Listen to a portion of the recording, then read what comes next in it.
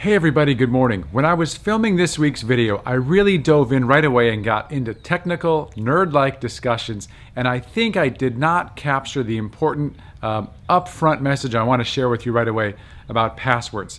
Your online security is very important, and it's critical you have long, random, difficult to guess passwords that a normal human being could never remember, and that you never reuse these passwords. So I just want to do an introduction before the introduction and say you need long, random passwords which you never reuse. Thanks for watching. Enjoy this week's video all about password managers. Hey, welcome back to the Happy Personal Tech on YouTube. I'm your host, Max Tanz, talking about a difficult topic this week for tech nerds, password managers. Today I'm going to give you a one-sentence summary right off the bat. Password managers are important and you need to use one. Back in the day, passwords were really not that important. You could get away with something easy like 12345 or just the name of your dog. But the stakes weren't really high back then, and I'm going to tell you today the stakes are much higher and you have to have a complicated password that you have no hope of remembering. It sounds weird, believe me. Websites and tech-savvy people started adding requirements to website passwords like uppercase, lowercase, numbers, and symbols. So why did they do this? They made passwords more difficult to guess. With those extra symbols and upper and lowercase, that drastically increases the difficulty of guessing a password. This is called brute force. So brute forcing a password means you try Paul's dog 5, Paul's dog 6, Paul's dog 7, and eventually you find a password that gets you in. Sorry, Paul. Paul just happens to be outside the window right now with his dog. So if you're anything like me, you wind up with your favorite password that you like to use, and then you add the year, like 2017, and maybe an exclamation point if they require a symbol. And this goes on.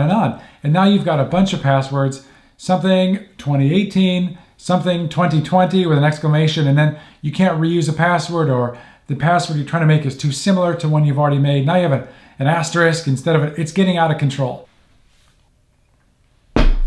Anyway, this used to be okay when the stakes are low, like logging into my newspaper subscription. Kids, a newspaper is something that a person will bring to your home and then you read the news. Now that we have the ability to transmit money all around the world, I mean big amounts of money, passwords are pretty important. I have online accounts for everything from Amazon and Netflix to grocery delivery services to home and auto insurance, banks, my brokerage account, checking and savings. It's pretty ridiculous. And here's my message to you. You cannot reuse passwords. Don't reuse passwords, please. Please don't reuse passwords. Okay, here's what bad guys do. A hacker will hack into a website, like a big website, I'm talking like Yahoo, and steal the list of usernames and passwords. Yes, I'm talking about Yahoo. I think they lost 600 million usernames and passwords. Or a hacker, it's a lot easier, just buy that list of stolen usernames or passwords.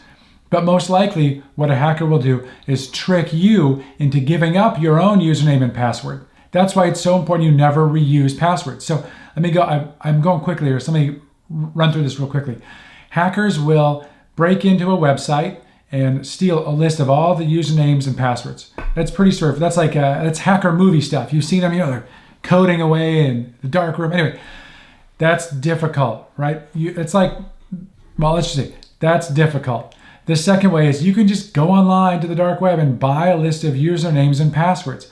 Or the third one, and this is the most common, send you a very appealing email and trick you into entering your own username and password. That's the worst way. And a hacker knows right away they have a live and valid username and password. And what will they do? Whether they steal it, buy it, or trick you into giving it up, they credential stuff it. Credential stuffing means someone takes a list of usernames and passwords and just throws them at the biggest financial institutions in the country. So they'll take their list of username and passwords, however they got it, and just start trying them. They'll just start trying to log in. US Bank, Wells Fargo, all the credit unions, all the investment companies, etc. They just stuff them in there. And whatever works, they're in. So of course, most of these don't work, but all it takes is one. One of these things works and boom, the hacker has access to all of your money, and it's frightening.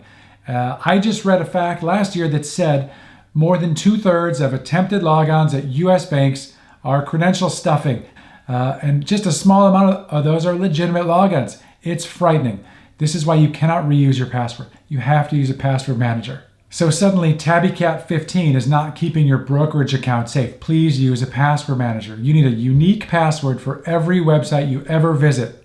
So here's what you need to do. You need to use a password manager. This is a little app that's pretty much transparent. The good ones are transparent. And when you're browsing the web or doing something on your phone and it's time to log in, the password manager pretends to be you, types in your username and password for you, poofo presto.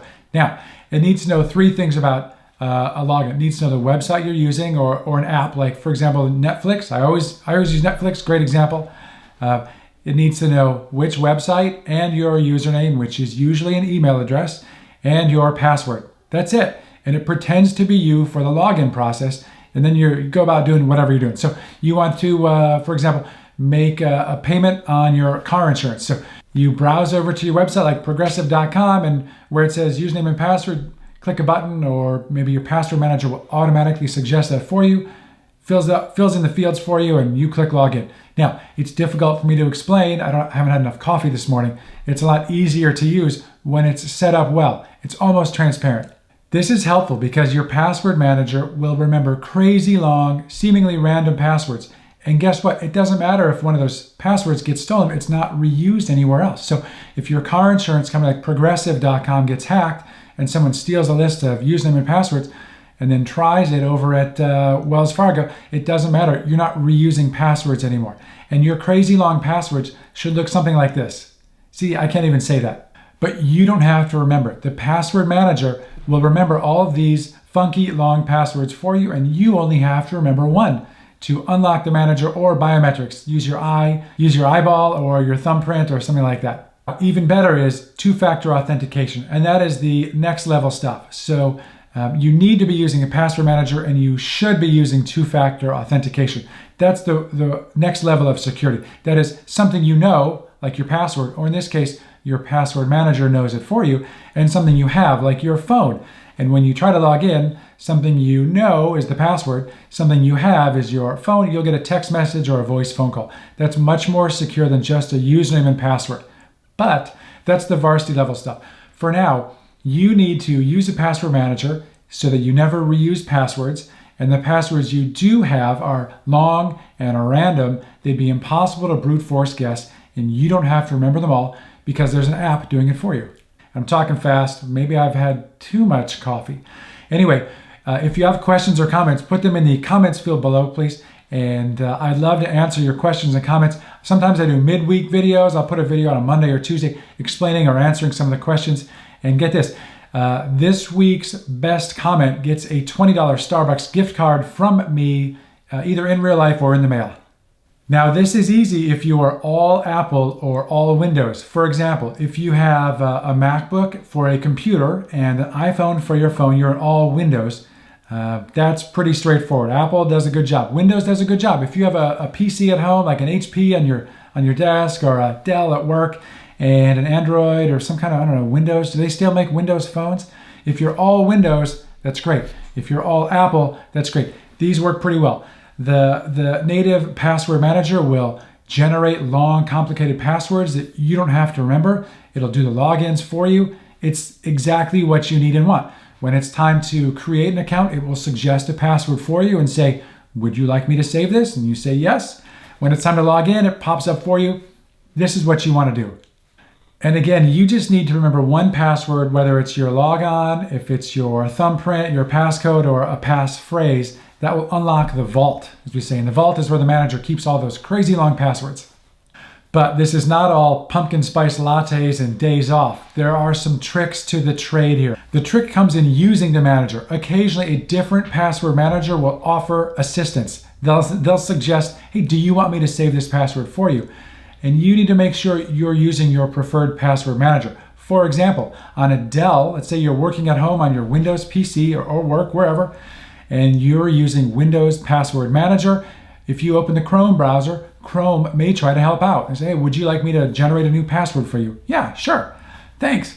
However, now you wind up with split passwords. Some of your passwords may be remembered by Chrome, the browser from Google, or Dell your Windows password manager. It's complicated. Same thing on a Mac. If you use the Chrome browser, it may try and save passwords for you. Sometimes you may use a third-party app like 1Password or LastPass. Safari will offer some help. It's tricky there. So they're not simple to use. Critically important, not easy to use. So if this sounds like your situation, split family, an iPhone and a Windows PC or an Android phone and a MacBook Pro at home, it's really challenging. There are ways to do it, but they're complicated. My advice is, how much do you love your computer? You should switch phones or switch computers. If you are set in keeping your devices, just pay for an app. It's expensive, probably $59, maybe $65 for the best one, in my opinion, 1Password. It was so good, Apple bought it. I'm pretty sure it's still in the App Store. Anyway, Apple incorporated all the good features in Safari's password or Keychain, the password manager there. But I'm not kidding. It's probably easier to buy a different piece of hardware than to start using a third-party password manager. So my advice is stick with all Windows or all Apple. Whatever your preference is. I mean, I have a preference because one's a lot easier to use. But that's the best way. Using the built-in password manager is the way to go. Some of these third-party or standalone managers have great features like Watchtower. They'll let you know if a website you belong to has been hacked, if they've been compromised. Now your password's floating out there somewhere in the internet. But most of these have been designed by engineers. Great functionality, difficult to use. If you're wondering, hey, have I been compromised? Any of these websites have given up my username and password? Have I been pwned? It's a funny name, but it's a serious website. So navigate over there and log in, type in your email address or your password. It'll search the dark web for you, and it'll tell you if your login credentials have been compromised before. Again, if you have unique passwords for every website, it really doesn't matter. If you're using two-factor authentication, someone steals your passwords, it really doesn't matter. So this is the point here. I don't want you to be compromised. Occasionally, every other month, one of my clients calls and says, Max, I think I've been hacked. What's going on? Or I see some money missing from my bank account. I can't log into my email anymore. It's a mess. If you ever want to reach out to me with questions like that, you can always email me, max@happypersonaltech.com, or visit my website, happypersonaltech.com, or put your comments or questions down below here in the comments field. Also, take just a second to like and subscribe. That tells YouTube that I'm making good, helpful content. Thanks for watching or listening, and by now, hopefully I've persuaded you that you need to have a password manager. You can never reuse passwords. The benefit of a password manager is they generate random, wacky, long, difficult to guess passwords. Each website that you visit or log into has its own password. If someone steals your password, doesn't matter, it's not going to work when they try and credential stuff at your bank website. And if you love this stuff, like I said, please keep tuning in. Check back every Thursday. Give me ideas for new topics. I make house calls for my clients, and that's how I decide which topics to make into videos every Thursday. Thanks for watching, and I'll talk to you again next Thursday.